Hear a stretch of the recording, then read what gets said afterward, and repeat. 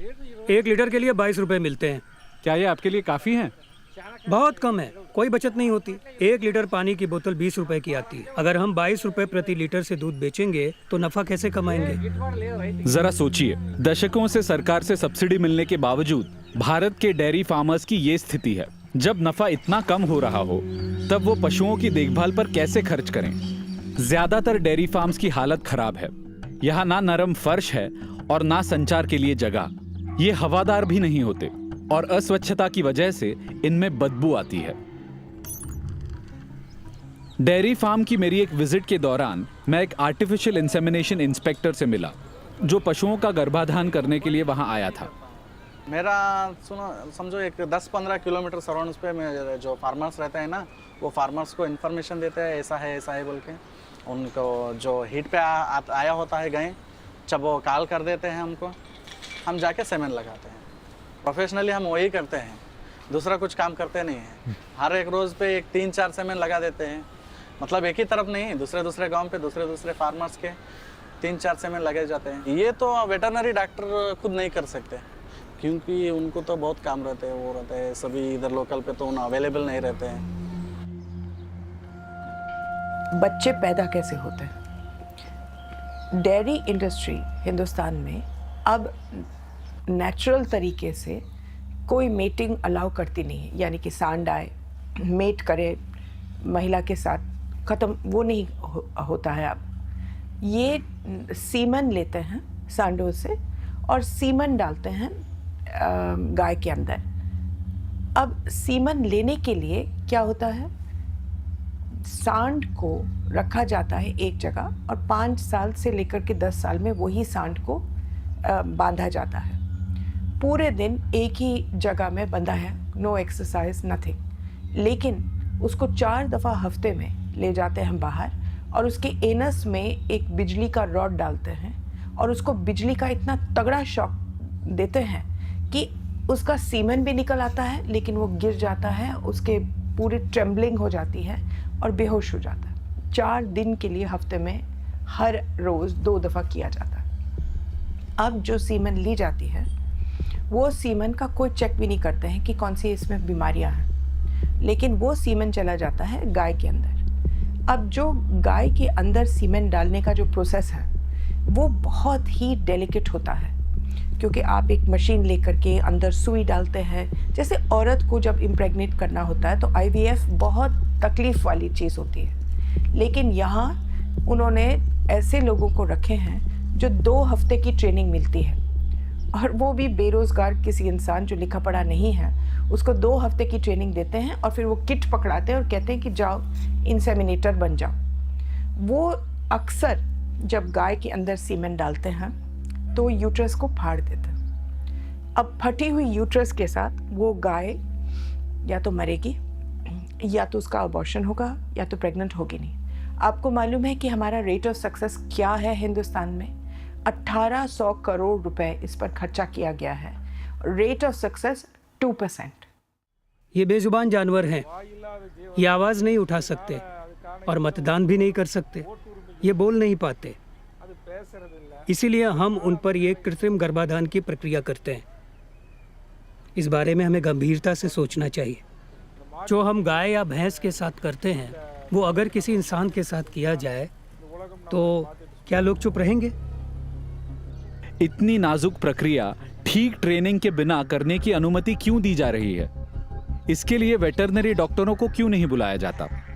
We have 33 veterinary colleges। ये शायद दुनिया में सबसे ख़राब है और केवल एक लक्ष्य है उनका कि गाय को गर्भवती कैसे बनाते हैं, बस, और कुछ नहीं। यू नो, गाय हमारी माता है, मुझे और कुछ नहीं आता है, ये वो वाला कॉन्सेप्ट है। सबसे बड़ा एम्प्लॉयर जो है वेटनेरियंस का वो है पशुपालन विभाग। पशुपालन विभाग जो है उसका मतलब ये नहीं है कि पशुओं की सेवा करने का विभाग, वो है पशुओं के उत्पादन करने का विभाग। कैसे अंडा बढ़ाया जाए, कैसे दूध बढ़ाया जाए, कैसे लेदर बढ़ाया जाए, कैसे मीट बढ़ाया जाए, कैसे ऊन बढ़ाया जाए, इत्यादि के बारे में काम करने का विभाग। These are cow insemination colleges। तो या तो, मगर इसका इलाज क्या है? इसका इलाज केवल एक है कि अगर आपके पास कोई पैसा है तो आप वेटनरी कॉलेज शुरू क्यों नहीं करते हैं? एक वक्त था कि हर लॉयर क्या बोलते हैं लॉ कॉलेज घटिया से घटिया होता था, 150 रुपये में आप डिग्री अपना खरीद लो। फिर बेंगलोर लॉ कॉलेज शुरू हुआ और वो इंटरनेशनल स्टैंडर्ड का था। 2 साल के अंदर अंदर हर लॉ कॉलेज हिंदुस्तान में इतना अच्छा बन गया कि आज कोई ख़राब कॉलेज है ही नहीं। तो एक वेटनरी कॉलेज अगर शुरू हो जाए जो इंटरनेशनल स्टैंडर्ड्स का है तो आप देखेंगे बाकियों को करना ही पड़ेगा।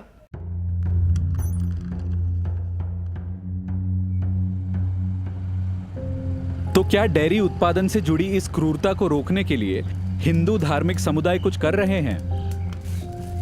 अगर आप पूछेंगे क्या इस्कॉन में कहीं भी डेयरी नहीं यूज होता, तो मैं कहूँगा कि होता है।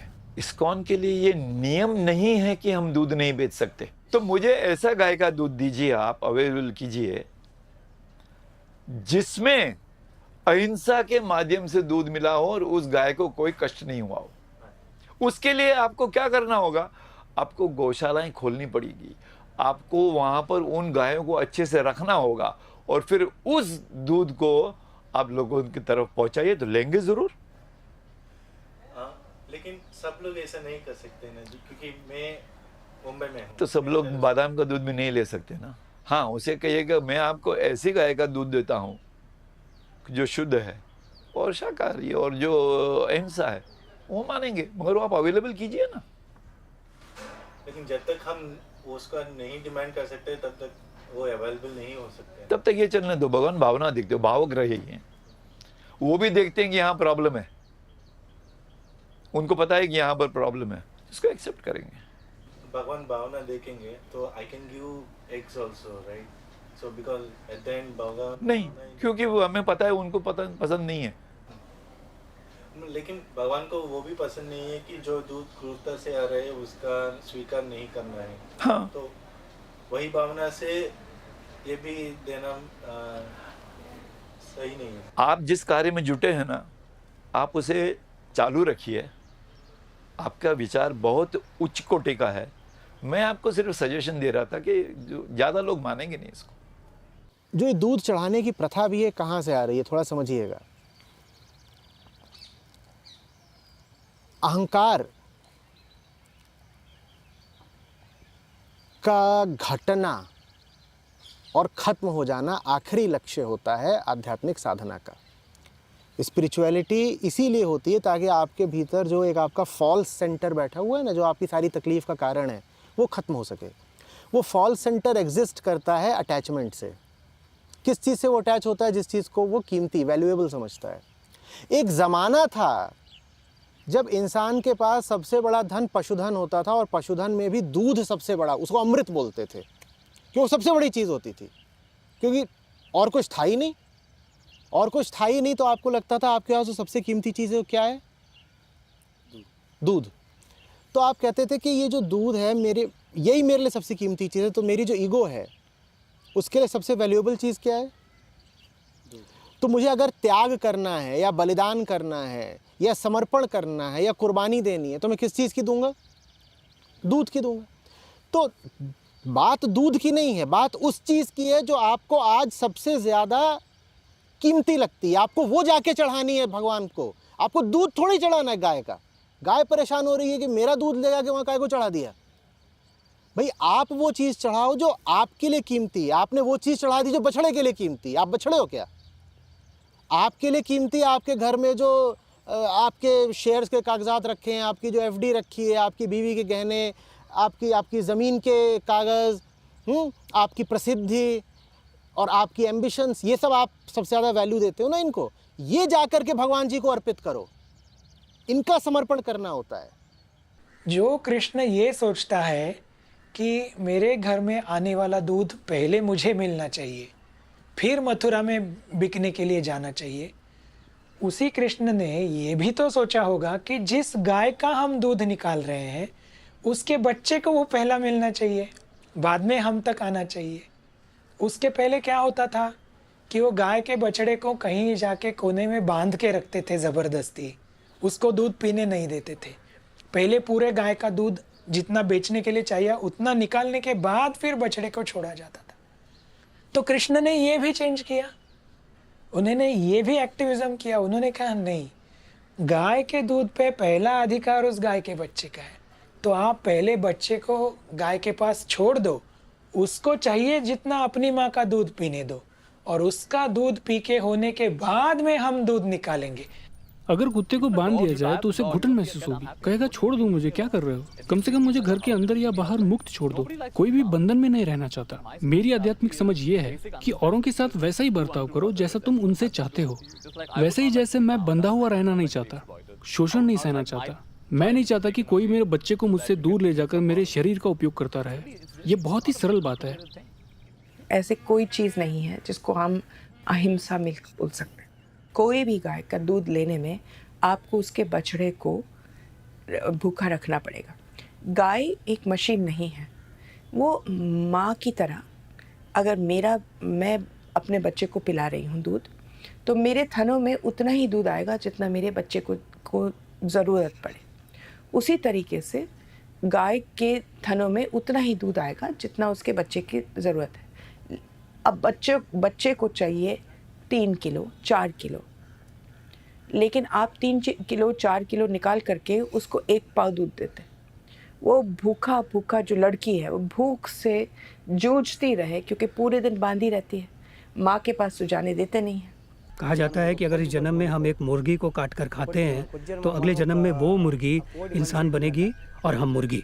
हमारा धर्म कहता है कि मुर्गी को काट कर खाना नहीं चाहिए, जीवों के प्रति हिंसा नहीं करनी चाहिए।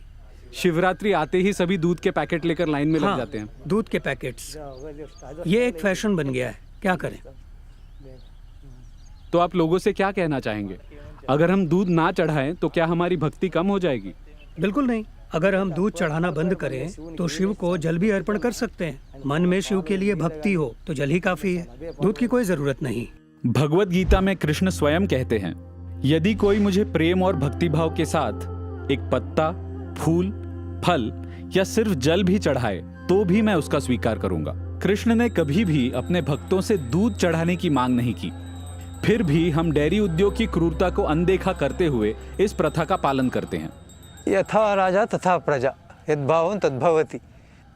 परिस्थिति हमारी सोच को आकार देती है। अगर कृष्ण आज जीवित होते तो वो दूध नहीं चुराते या दूध नहीं पीते। ये हमारे आचार विचारों पर निर्भर है।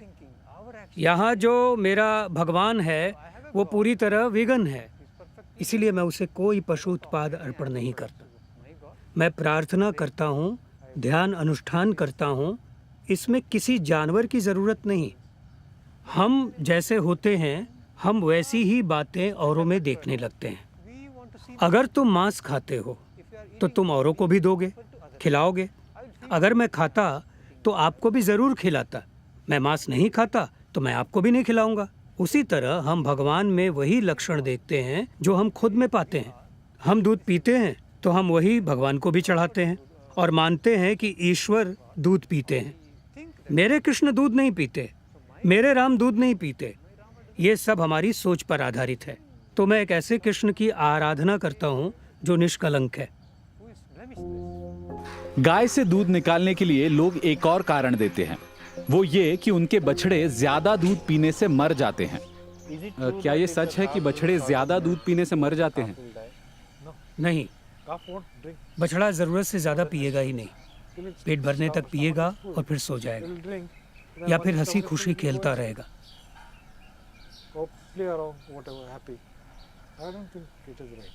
ये क्या बात हुई? बछड़ा ज़्यादा दूध पीने से कैसे मर सकता है? किसने बताया ये आपको? हर किसी ने। मैं नहीं मानता कि अगर बछड़ा पेट भर दूध पिए तो वो मर जाएगा। ये गलत है। इसका मतलब आप बछड़े को स्वस्थ नहीं रख रहे हैं। उसकी मम्मी वहाँ पे है, फ्रूटी नाम रखा हुआ है मैंने उसका बच्चा ये है, ये 6 महीने का बच्चा है। इसको माँ का दूध मिला है शुरू से, तो उसकी हेल्थ देखिए आप। और यहाँ पे सुबह शाम खाना मिलता है और माँ का दूध बहुत ज़रूरी होता है, तो वो मिला है इसको, तो वो हेल्थी है, अच्छा है। कितने महीने माँ का दूध? माँ का दूध तो अभी मेरे सामने रियलिटी तो ये है कि 6-7 महीने से तो मैं देख रहा हूँ पीते हुए, तो अभी पता लगेगा कि कब तक वो पिएगा, तो फिर मुझे आइडिया हो जाएगा। इसलिए बहुत हेल्दी है। हाँ। 6 महीने में। कुछ लोग ऐसा बोल रहे हैं कि अगर माँ का दूध ज़्यादा पिया तो वो मोशंस आके मरेगा, ऐसा। नहीं नहीं, ऐसा कुछ नहीं है। मैं उसको देख के आ रहा हूँ, ये शुरू से दूध पी रहा है, मम्मी का दूध पी रहा है, और वो बच्चा भी पी रहा है। देखो, वो गाय के भी कुछ थन में प्रॉब्लम हो गई है, तो वो बच्चा भी पी रहा है दूध। छोटे बच्चे हैं, 2-3 बच्चे हैं, तो वो दूध पी रहे हैं आराम से, हेल्थी हैं, कोई दिक्कत नहीं। तो आप कभी खींचते नहीं? नहीं नहीं नहीं नहीं, बस बच्चा ही पीता है। इन गौशालाओं द्वारा बेचे जाने वाले दूध की मात्रा इतनी कम है कि इससे पशुओं की देखभाल का खर्चा तक नहीं निकलता। आज ऐसी गिनी चुनी गौशालाएं हैं जिनमें अधिकांश दूध बछड़े पीते हैं और फिर बचा हुआ थोड़ा सा दूध लोगों को मिलता है।